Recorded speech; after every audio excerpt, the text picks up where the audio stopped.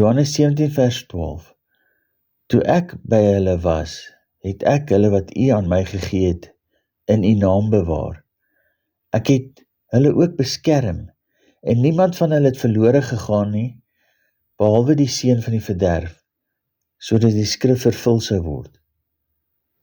Ek het hulle in die naam bewaar, en ek het hulle ook beskerm, sodat niemand verlore gaan behalwe.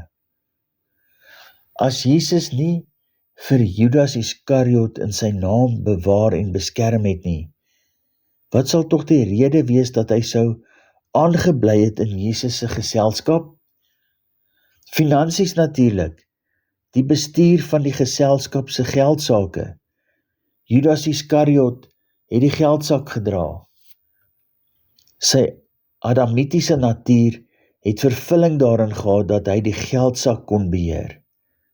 Steeds vandag is geldsake van die korrupte sisteme 'n kommerwekkende wig tussen jou Christusontwaking en jou bevrediging van vleesbegeertes bo natuurlike behoeftes.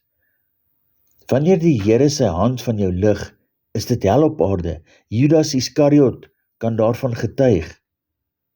Kom, moenie verslap nie.